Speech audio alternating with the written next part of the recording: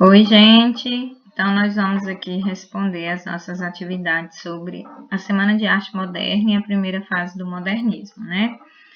Eu trouxe para vocês no material as competências e as habilidades do Enem e do SPAES, para vocês ficarem certos, né? Terem a certeza de que nós estamos trabalhando o Enem e o SPAES, certo?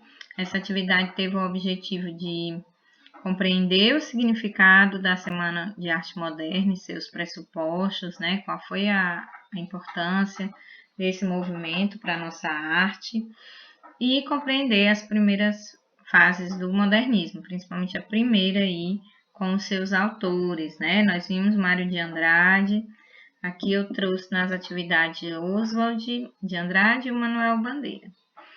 Eu apresentei a acolhida com esse poeminha do Oswald de Andrade que nós discutimos e essas são as atividades. Vamos lá para as respostas. O texto 4, lá da página 93, é um texto do Oswald de Andrade que chama Erro de Português. Quando o português chegou debaixo de uma bruta chuva, vestiu o índio. Que pena, fosse uma manhã de sol, o índio tinha despido o português. Aí a questão 5 pergunta: a que fato histórico se refere o texto? O primeiro verso já nos diz, né? Ao descobrimento do Brasil, quando o português chegou, né? E aí a questão 7 pede para a gente ver um trecho da carta do Pero Vaz de Caminha, quando ele chegou aqui. Na noite seguinte, ventou tanto sueste com chuvaceiros que fez caçar as naus, e especialmente a capitania.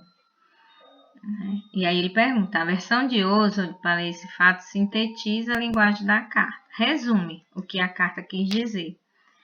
Copie o verso que resume isso aqui, né?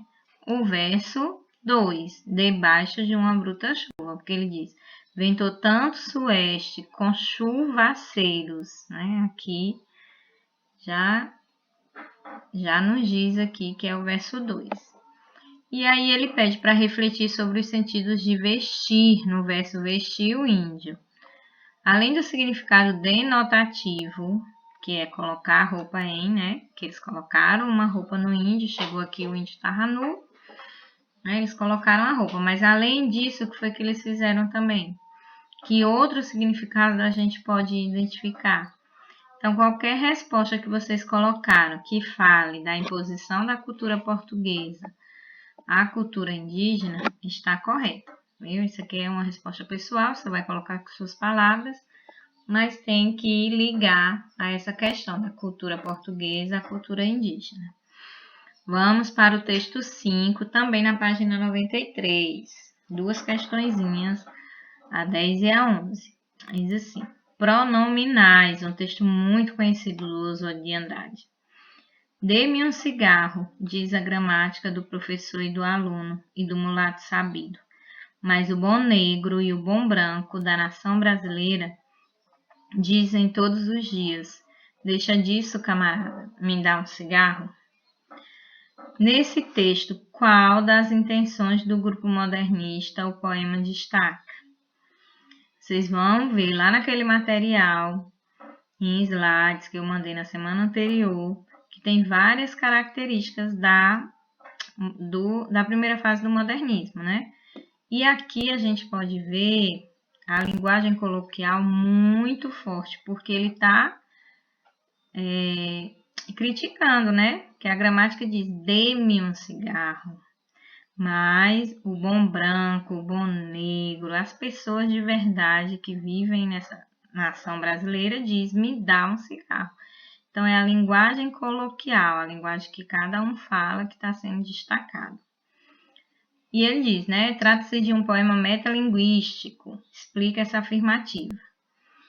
Eu já explicava para vocês no grupo semana passada que a metalinguagem trata do aspecto de falar da linguagem pela linguagem.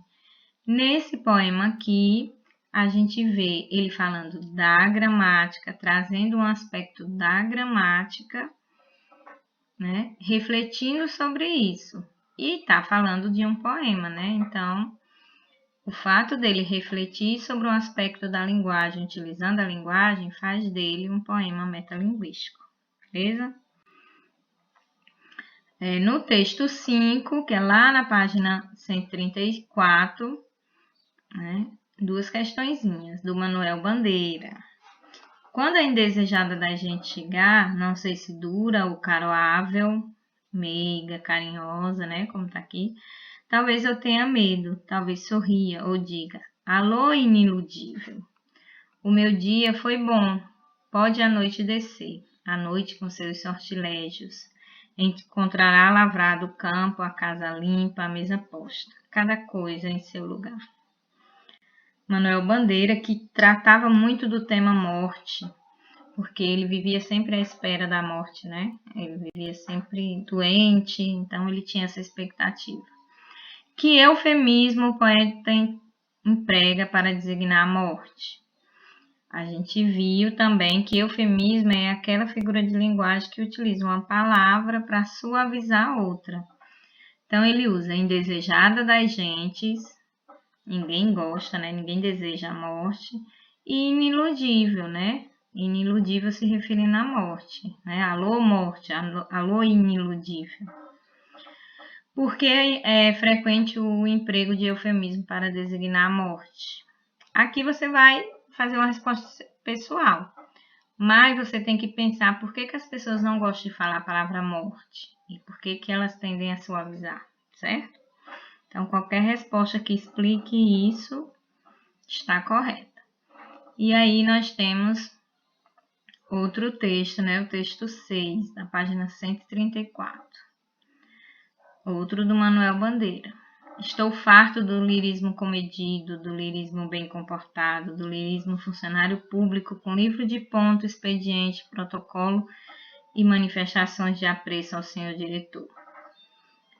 E aí ele lê todo o texto e ele pergunta: que estilo de época é repudiado no poema? O parnasianismo, né? Porque o parnasianismo seguia as tradições e aqui ele repudia todas as tradições. Quando eu lírico invoco o lirismo dos loucos, dos bêbados, dos palhaços, de que vanguarda europeia ele se aproxima? Dentre todas as vanguardas europeias, aquela que falava da loucura, da alucinação, né, era o surrealismo, certo? Então, vocês podem revisar esse conteúdo das vanguardas europeias lá naquele material também. E a questão 12, o emprego do verso livre é uma das características da poesia de Manuel Bandeira. Em qual verso ele utilizou o verso livre nesse poema? A gente pode identificar o verso 3, o verso 4 e o verso 15, porque ele não segue nenhum tipo de padrão de tamanho, ó. Não só pela falta de rimas, mas também pelo tamanho aqui que não tem, né? A métrica não é obedecida. E o texto 7, Vou-me embora para Pazárgada, um dos poemas mais famosos do Manuel Bandeira, que fala daquele lugar mágico, né? Daquele lugar maravilhoso que ele deseja. Qual é o significado de Pazárgada? Acabei de falar, né? É tratado como um lugar perfeito, dos sonhos, da fantasia. E ele trabalha com a antítese entre aqui e lá. Vamos identificar o espaço. Onde é aqui e onde é lá. Aqui é a realidade que ele vive. E lá é o sonho, que é a Pazárgada, né?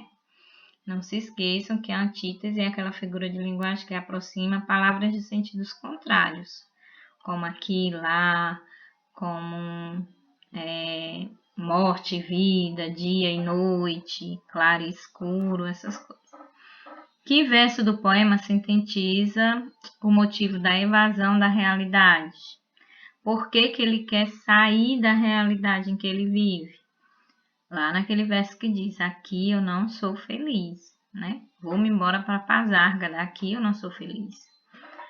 Esse mecanismo de evasão da realidade foi frequente em outro estilo de época. O pessoal saía da realidade e ia para um lugar idealizado, que era lá no romantismo, né?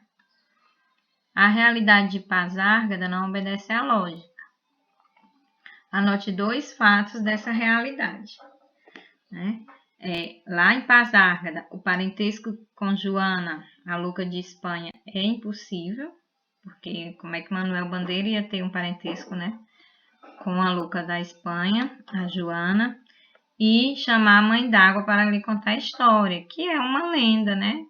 Então, outra característica dos modernistas é que eles traziam esses fatos próprios da nossa cultura, né, como as lendas, os mitos, para dentro das suas poesias, certo? Para se livrar de dogmas, preconceitos, limitações de todo tipo, é necessário, mesmo em Pasárgada, gozar de uma condição. Qual é a condição para você ser feliz em Pasárgada? Ser amigo do rei. Se você for amigo do rei, tudo é favorável, né? E aí imagine a sua própria Pasárgada e enumere numa folha avulsa o que não poderá faltar nela. Vocês vão descrever aí como é um lugar prazeroso, feliz, o lugar ideal para vocês. Tá ok? Agora, vocês vão lá no grupo, pegam o link da atividade e vamos fazer a atividade que se baseia nos seus conceitos, seus conteúdos aí sobre vanguardas europeias e primeira fase do modernismo. Beleza?